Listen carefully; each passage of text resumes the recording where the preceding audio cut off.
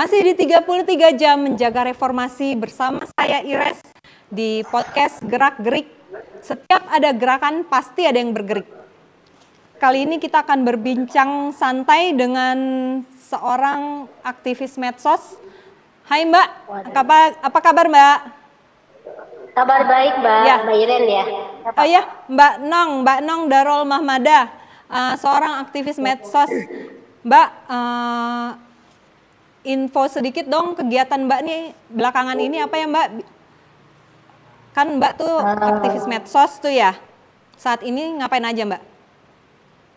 Ya kalau sekarang sih kan namanya Minggu Tenang. Jadi kita ya nggak hampir kegiatan di luar kecuali posting-posting gitu aja. Tapi kemarin-kemarin kan keliling ya, kita keliling ke Jawa Timur. Ikut kampanye terakhir ke Solo, ke Semarang. Kebetulan kan saya mendukung paslon 03 ya. Gitu. Oke. Oke Mbak, Mbak kalau memandang nih ya, kita tukar pikiran aja ya Mbak. Memandang situasi demokrasi sekarang ini kira-kira gimana Mbak dari pandangan seorang aktivis medsos seperti Mbak nih? Sekarang ini tentu kalau kita ngelihat banyak aksi protes, kritik, seruan moral dari berbagai pihak ya, dari tokoh masyarakat, dari pihak kampus, guru besar, dari mahasiswa, dari masyarakat sipil gitu. Ini menunjukkan bahwa kondisi kita ini sedang tidak baik-baik aja, khususnya kondisi demokrasi kita menjelang atau di tengah atau besok kan kita akan pilpres, pemilu ya, bukan hanya pilpres, pemilu lah, pileg dan pilpres. Nah ini tentu saja sangat disayangkan ya, maksudnya nggak terbayangkan bahwa terakhir di reformasi 98 suasananya itu hampir sedikit sama lah, bedanya mungkin tidak ada media sosial gitu, tapi kondisinya itu kira-kira seperti ini gitu, bagaimana masyarakat bergerak, mahasiswa, guru besar, kampus itu hampir merata gitu kan kondisinya, mengkritik pemerintah sekarang gitu Mbak Iren. Jadi saya melihatnya juga mungkin sama dengan teman-teman yang lain ya, teman-teman aktivis yang lain, khususnya yang berada yang istilahnya itu lebih jernih melihatnya gitu, dalam melihat kondisi sekarang. Kira-kira seperti itu Mbak. Oke Mbak, artinya kondisi saat ini nih sepakat kita ya Mbak ya, sedang tidak baik-baik saja ya Mbak ya demokrasi kita ini. Sepakat kita ya? Iya benar. Iya setuju banget ya. Kemudian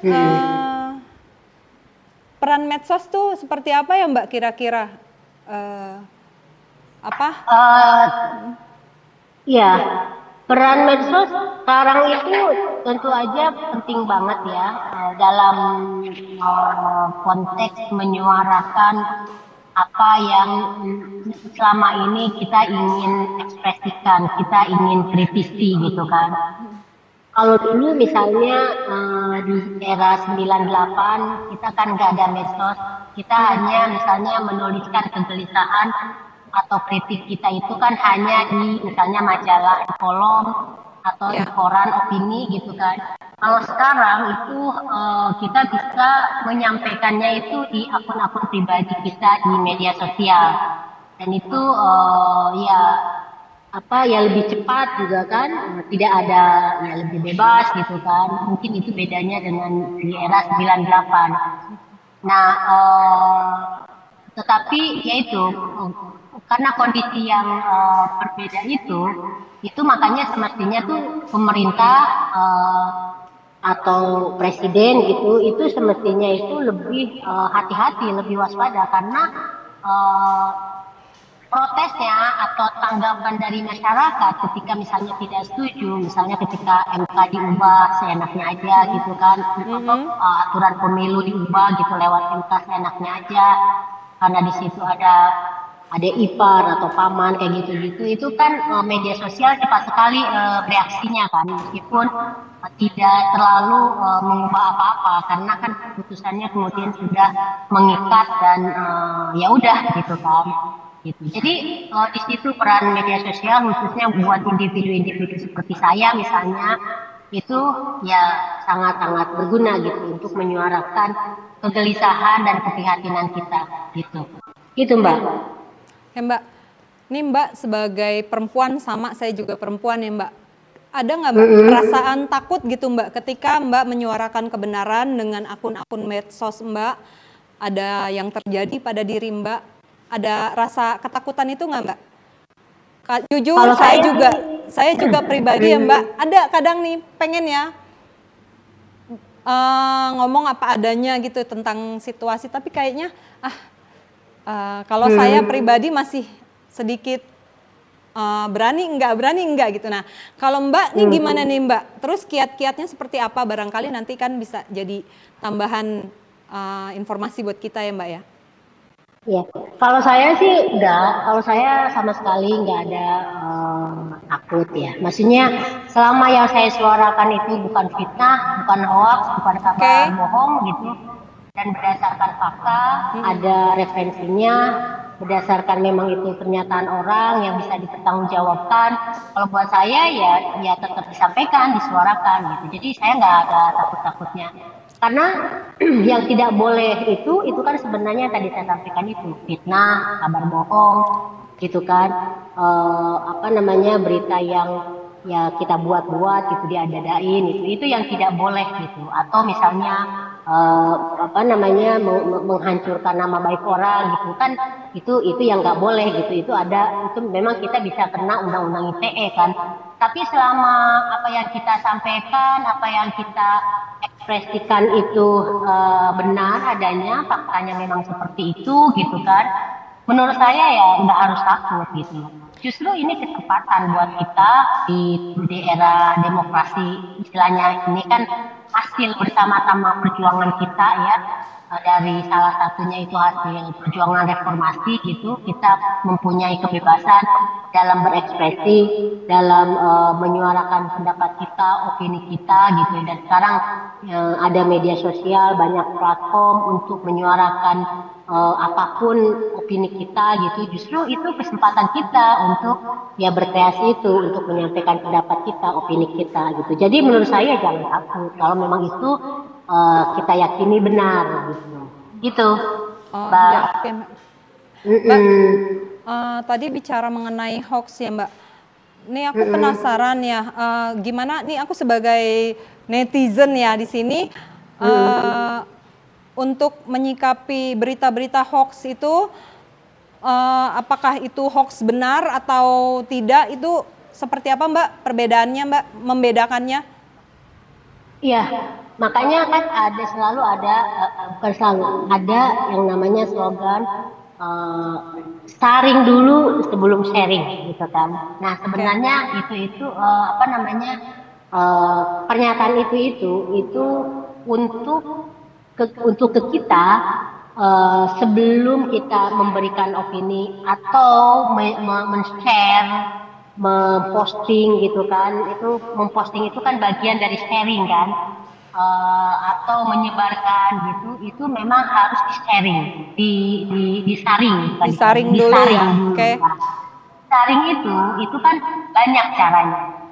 Ketika kita baca misalnya satu informasi, apakah dalam bentuk tulisan panjang, atau dalam bentuk cuma kalimat pendek, atau misalnya dalam bentuk meme, atau dalam bentuk foto, gambar dan lain-lain, kita itu harus memang cek dulu, gitu kan, cek apakah ini benar datanya, apakah ini misalnya siapa sumbernya, gitu.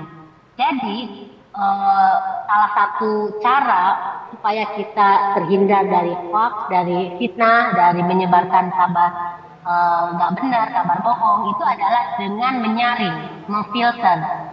Jadi itu seperti kita itu, kalau misalnya saya kan wartawan dulu ya, karena wartawan juga gitu. Jadi sebelum kita menuliskan berita itu kan kita riset dulu. Nah, jadi kita juga untuk memposting di akun media kita itu juga harus ada itunya juga gitu loh, baca-baca dulu, menyaring dulu gitu.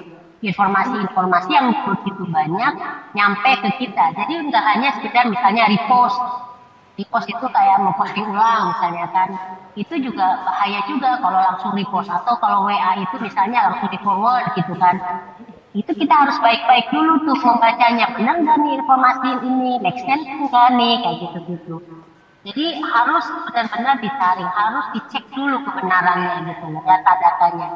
Itu yang harus diperhatikan untuk menghindari supaya kita itu terhindar dari hoax gitu. Oke Mbak, ini agak sedikit menyimpang dari hoax ya Mbak ya. Itu hoax berarti. Ini kita nih sebagai perempuan ya Mbak ya, ini Mbak sebagai perempuan, kira-kira harapan Mbak terhadap pemimpin kita yang baru ini tuh, terhadap kebutuhan perempuan kita sebagai perempuan tuh seperti apa Mbak? Harapannya? Ya, harapannya pertama tentu saja kesetaraan ya. Jadi okay.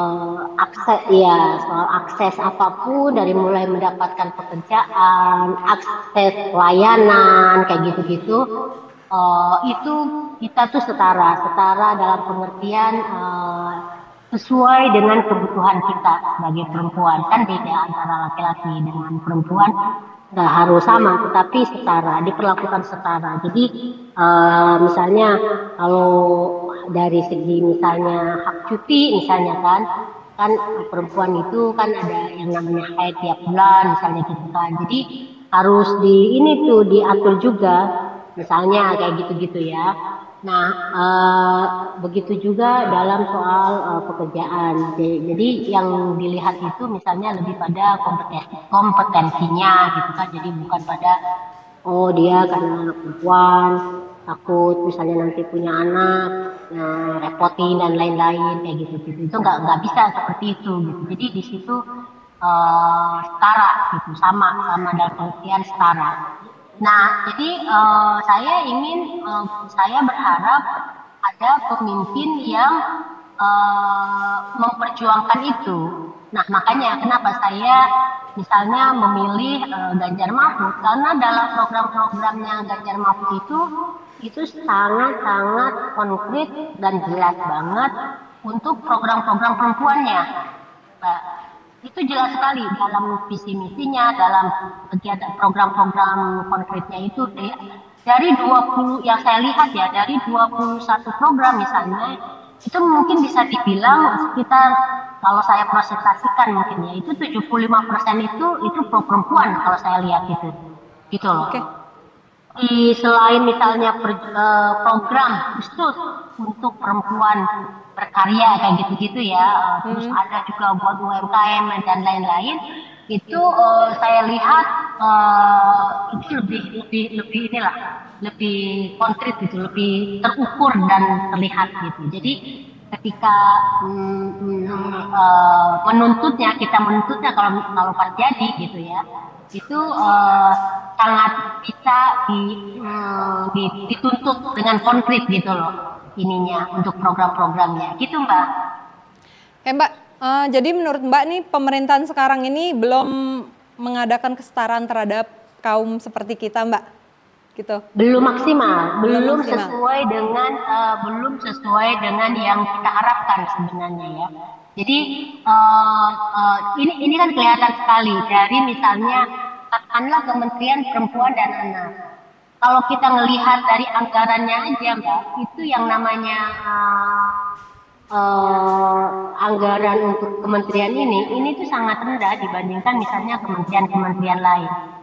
Kalau anggarannya rendah aja, itu gimana bisa menghasilkan atau outputnya itu bisa bagus gitu loh untuk perempuan gitu kan. Terus ini dari sisi pemerintah ya, dari sisi government-nya gitu. Mungkin sudah bagus tapi ya belum maksimal lah gitu, belum ya kan. Seharusnya kan memang setiap next next pemerintahan gitu kan, itu kan harusnya memang semakin bagus semakin baik gitu kan. Nah, kita harapkan kan misalnya nanti di pemerintahan mendatang itu juga akan semakin baik gitu. Ya Mbak, seberapa yakin sih Mbak kira-kira nih pemerintahan nanti nih Ganjar Mahfud jika terpilih akan memperjuangkan kesetaraan perempuan terkait undang-undang yang mengayomi perlindungan terhadap perempuan, Mbak? Kalau saya sih sangat yakin ya. Kalau saya sih ya sangat yakin. Karena apa? Karena buat saya itu melihat pada pengalaman atau apa yang sudah selama ini khususnya ya Pak Ganjar, Mas Ganjar sendiri lakukan. Kan kita tahu bahwa di undang-undang partai politik ya, yang menggolkan itu kan Mas Ganjar untuk 30% affirmative action itu. Yang dulu itu sangat kontroversi. Nah, di situ Mas Ganjar kan berjuang 30% suara perempuan itu. Saya berkeyakinan dengan melihat perjuangan seperti itu aja, Pak Ganjar itu bisa melakukan hal yang lebih baik lagi. Belum lagi misalnya dalam perspektif gendernya ya. Saya melihat dalam kehidupan sehari-harinya gitu, atau yang selama ini dia kerjakan selama 2 periode di Jawa Tengah, itu menunjukkan program istilahnya itu gender mainstreamingnya itu sudah sangat proven ya, sudah sangat terbukti gitu. Jadi itu bisa jadi pegangan tuh buat saya pribadi ya dalam melihat kepemimpinan yang saya pilih gitu. Jadi kalau buat saya sih saya yakin banget karena ngelihat track record yang selama ini dia lakukan dalam pemerintahan, dalam kehidupannya juga sehari-hari gitu. Oke, Mbak, ini kayaknya terakhir ya Mbak ya, pertanyaan terakhir. Saya boleh dong Mbak kira-kira saran dari Mbak nih, kita sebagai perempuan besok apa namanya seperti apa gitu untuk nantinya tuh kita sebagai perempuan tuh seperti apa gitu nanti setelah misalkan yang kita pilih ini berhasil gitu untuk menjaga reformasi gitu Mbak. Iya. Saran kita sebagai untuk besok itu saran pertama ya tentu saja harus memanfaatkan atau memakai hak pilih kita ya, yaitu dengan cara ya kita harus mencoblos pilihan kita gitu, terserah silahkan aja. Kalau saya kan sudah yakin banget milih Ganjar Mahfud. Kenapa saya yakin? Karena saya juga melihat pada program dan juga integritas Ganjar Mahfudnya itu sendiri kan. Mas Ganjar ini juga kan seorang aktivis gitu kan, itu kita tahu semua lah. Dia dari mahasiswa udah jadi aktivis, di DPR-nya juga kita juga tahu perjuangan meloloskan legislasinya itu seperti apa gitu kan. Terus di 2 periode di gubernur juga kita tahu prestasi-prestasinya apa. Nah, kita juga lihat tawaran dari program-program untuk yang akan dia laksanakan ketika misalnya jadi presiden itu atau memegang pemerintahan juga itu sudah disampaikan. Dan dari 3 paslon ini memang saya sangat melihat jelas bahwa yang misalnya secara terang-terangan disampaikan tentang program perempuan itu, atau dalam bukan hanya perempuan tapi ada disabilitas, ada kelompok minoritas gitu kan, itu menurut saya itu hanya Mas Ganjar gitu. Lengkap banget ya Mbak ya? Lengkap banget. Iya, lengkap banget. Dan itu ini ya istilah-istilahnya itu ya itu benar gitu loh. Kalau misalnya dalam paslon yang lain itu kan masih memakai yang agak stereotip gitu kan, atau yang pejoratif gitu. Tapi kalau saya melihat ini di debat atau di dalam penyampaian visi misi di orasi atau di kampanye gitu, itu bahkan istilahnya pun itu udah ya memang itu yang disepakati, misalnya dalam komunitas disabilitas atau itu perempuan juga. Jadi nggak ada yang istilahnya itu yang menimbulkan kontroversi gitu ya, karena memang itu benar gitu. Itu menunjukkan bahwa ya antara tindakan, antara pemikiran, buat saya Mas Ganjar itu memang sudah satu istiqomah lah, konsisten gitu kan. Jadi bukan misalnya antara pemikirannya keren tapi tindakannya itu misoginis gitu kan, enggak gitu. Itu kalau saya melihatnya Mas Ganjar tuh nggak seperti itu. Nah makanya di situ saya yakin. Nah apa yang akan dilakukan nanti misalnya ketika terpilih, dari situ kita bisa menuntut gitu. Kita bisa mengawasi, mengkritik. Dan saya lihat pada figur Ganjar Mahfud ini, baik Pak Ganjar maupun Pak Mahfud itu dua orang yang tidak anti kritik gitu loh, bahkan sangat-sangat menerima kritikan karena dianggapnya itu kritik itu kan bagian dari cara untuk memperbaiki kan gitu. Jadi saya melihat dua sosok ini ya kuat lah kalau untuk jadi pemimpin kita selanjutnya setelah Jokowi ini yang sangat mengecewakan gitu. Ya, mudah-mudahan ya Mbak ya. Iya. Menarik Gitu. sekali. Dan terakhir lagi Mbak, satu lagi ya. Saya mau kasih pencerahan kok dong Mbak. Ini kan kita banyak yang nonton nih Gen Z ya. Untuk Gen Z besok nih Mbak, kasih pencerahan sedikit aja Mbak untuk kaum muda kita nih. Boleh Mbak? Iya, ini Gen Z khususnya anak-anak kesempatan ya, kesempatan untuk ini tetap sebagai ada yang mungkin ya first experience itu ya, pengalaman pertama gitu kan.